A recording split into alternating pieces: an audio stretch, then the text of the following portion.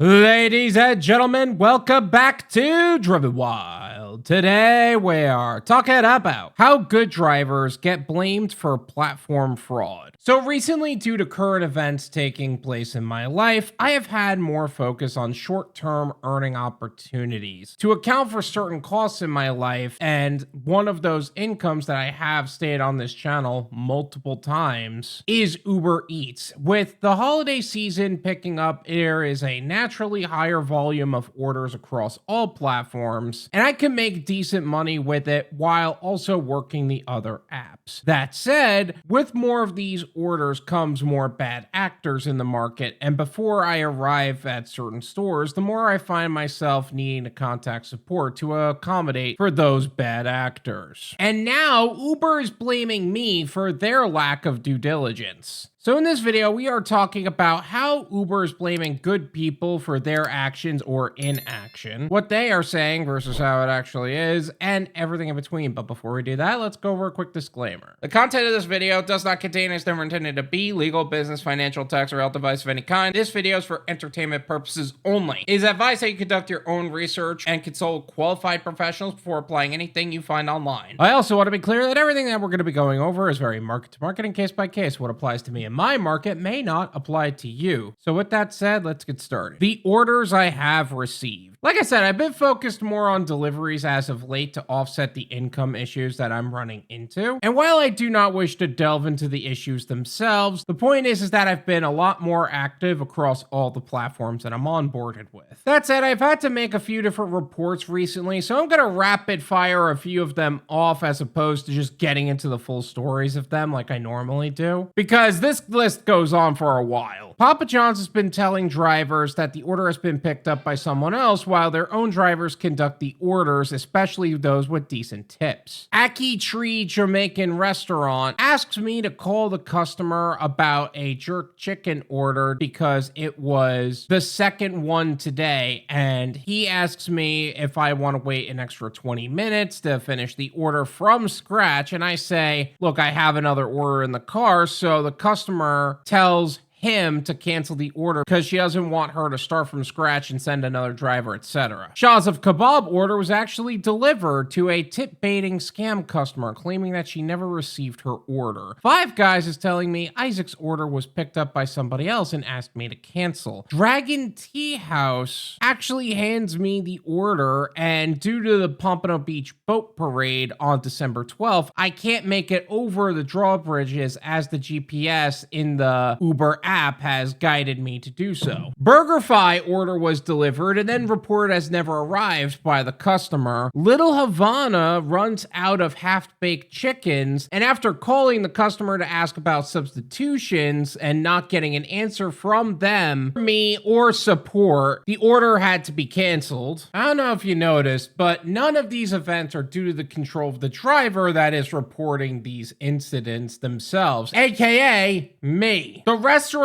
who don't have items haven't started on an order, therefore causing the customer to have the order canceled, or gives said delivery order to their own drivers without notice to the platform. That's not in control of the driver. They're also not in control of customers who report that they've never received some food for some refund method and actually affects driver pay with tip baiting. And it is just straight the platform's fault for not updating during one-time events that affect a driver's ability to complete an order at all. Like, I know that they're not actually gonna do that, but allowing orders to be created that are just impossible to conduct are giving bad actors an opportunity to game the system. Like, when a platform allows impossible orders to exist, it creates fraud opportunities and then punishes the driver who's trapped in them. And also, it is the fault of the drivers before me that were onboarded during the holiday rush, or just bad actors in general who take the order and then unassign it, therefore stealing the order for themselves, leaving the order outstanding until a driver is willing to make the call and report it. So then why is the driver punished for making the call in the first place, even though support teams specifically state that they will not affect your account and ratings, even though it's actually affecting your account and ratings? That proves that either support doesn't know how the system actually works, or they're instructed to say things that just are factually inaccurate. Either way, drivers are paying the price for their lack of follow through and due diligence. More cancellation fees and support lies. Every time I go on the phone to have orders canceled, I have to deal with support. Every time they assure me that my cancellations will not impact my account, and they are notating the events that transpire so it stays that way. I also make a point to request to speak to a supervisor to get my cancellation fee, and some are making it harder than others. It happens much less frequently now because I know how to handle their kind, but sometimes you get caught in transfer loops that claim that they're all supervisors that work in every department and they could justify being shitty to everybody else. And you get a fake supervisor that they can't do anything, only for me to call again and get yet another one-time courtesy after calling again. Realistically speaking, this is a fraud on a different level, but it shows that there is either no reports being made about the subject based on the events that transpire, or the reports reflect differently than what they claim, proving that the reports are actually harming us as drivers, not helping. Meaning that Uber is not making the reports as they say they are, or they're making false reports so that if they ever end up in a lawsuit, they will have the reports, but the drivers won't have access to those contemporaneous records. So while Uber keeps contemporaneous records, drivers don't get to see them. And that means when something finally breaks, you're defending yourself blindly. That means you have to make your own if you ever need to fight back. Reporting versus causing in the eyes of the platform. While it seems like an obvious difference for a person with a fair amount of discernment, it is not as easy to see everything from the perspective of the platform. Reporting an issue means that you are making the platform aware that there is something happening, regardless of whether or not the behavior was just bad or inconvenient in the moment. Causing the issue means you are the one conducting the bad behavior that definitely was taking place. That said, the platform seems to see that the person who reports an order requiring a cancellation is the same as the one committing the fraud itself, which is why the earnings activity is labeled as you canceled by default. And the order reported as not picked up notifications come with tips on how you could be a better driver, when in reality, that's not the case at all. Not to mention, if you do it often enough, it is like they're blaming you for bothering them too much. Like it's your fault that something that is designed to assist in local delivery is expecting them to work too hard. Why reporting an issue looks like fraud to the algorithm. One thing I do have to be realistic on, and give them the benefit of the doubt, is the fact that these platforms don't really see intent the way a person would. They don't see people, they see data points. They see frequency, timing, outcome, being the order is canceled, refunded, you got a cancellation fee, you didn't, etc. And while it can be argued that the framing on the platform can be reframed to look less like an accusation, I could definitely see how someone would frame it this way to make it look like the driver was at fault for compliance purposes. Remember, these records they produce, they're to protect the company, not you. It is your responsibility to protect yourself, not the company's. Holiday season flooding. As I said earlier, the holiday season by nature is the season where more orders come into the system. Therefore, more drivers need to be onboarded to account for the rising flow of orders. And with more orders comes more opportunities for fraud on the platform. That doesn't mean you blame the good drivers for doing their job correctly. And while specific data for all gig platforms is limited, related to e-commerce and digital transaction data shows fraud attempts can raise by 25% or more compared to normal periods, and with some specific attacks seeing spikes in the several 100%. And on platforms that are known for high levels of fraud, that number grows with the number of orders they receive. I don't know if they are accounting for that, and while I can't prove that they aren't, this has grown to be more of a problem than people realize. Personal circumstances. During this season of my life, I've had to take advantage of the incoming order volume and even change my upload schedule across all platforms due to the rising costs of my life and some of the events that have been transpiring that require a large amount of upfront capital. Therefore, the orders I accept across all platforms have fundamentally changed. Whether that is for gig platforms in the on-demand delivery space or scheduled orders on platforms that specialize in catering or pre-planned trips. I have also been working on some other stuff during my downtime and trying to get as many videos done as possible while juggling all of this to keep my brand growing, while also having conversations with some other potential partnerships that I will have in the future about some of the things that I have worked on and will be working on. That does mean my personal order volume has grown as well, which means I would also be required to contact support about these bad actors. That's not a justifiable reason to blame me for what's happening on their platforms and their app and what their actions are. Final thoughts. While I can understand to a certain degree that these platforms that are going to be working with data points and what they see on a computer screen and the information that they are working with is limited. That said, it isn't like all drivers at fault for what takes place on the platform. It seems like the natural default for all of these issues is to simply blame the drivers in the event that any kind of order has been made. What Uber's systems are actually reacting to isn't fraud, it's volume. And when you're a high activity driver during peak season, volume alone becomes a liability. And while it is 100% possible you could just unassign and let the next bozo take care of it, that can also be punished as well. And as I explained in a previous video about this exact subject on Uber Eats, it's a lose-lose situation no matter which way you look at it. Some drivers believe if the payout's high enough that they could just pay for it and make the delivery that way, but I also don't think it is worth the time sink personally, at least not in this day and age where platforms are trying to push costs onto everyone else and timely delivery is being heavily pushed on all sides. That said, I think this is going to be more and more important today to not become too reliant on this part of your income because wrongful deactivations on the platform are coming. Regardless, the way to protect yourself remains the same. Diversify your gig portfolio, develop the exit strategy, build your savings and investments, and keep records of the events taking place on these platforms. While most people aren't going to become content creators or listen to things I said about having an exit strategy, here's a quick action list for when you need to create a record for yourself. Screenshot order IDs before cancellation, save chat transcripts, or record the calls you make. Log the date, time, and location manually, or make the notation in your mileage tracking app. MileIQ actually has a section within the miles you drive to actually make notes on certain trips, order canceled due to whatever. So if you haven't tried out MileIQ yet, there's going to be a link in the description. Make sure you go check that out. And note special events that are taking place. Maybe holidays are having store closures. Maybe roads are being closed, so you have to go around certain things, and maybe there are accidents that have taken place. Regardless, you gotta make notes of all of that. And as platforms lean harder into automation, these systems aren't getting safer for good drivers, they're getting harsher. And in an economy where trust is at its lowest levels as it's ever been, it is vital to protect yourself and not depend on anyone else to take care of you, except for yourself. But regardless, thank you guys so much for watching. I really appreciate it. Make sure to hit the like button, subscribe, check out my website, drivenwyld.com, if you would like to learn some more about the services and gig platforms we have talked about in the past and are offering to gig workers today. And if you would like to stay on the cutting edge of what's happening in the gig economy today and be in the know of what most people are talking about, make sure to check out our new channel, the Gone Wild Live Clips and Podcasts, where we take the live streams we hold on Thursdays at 9 p.m., cut them down to more digestible clips, and have them posted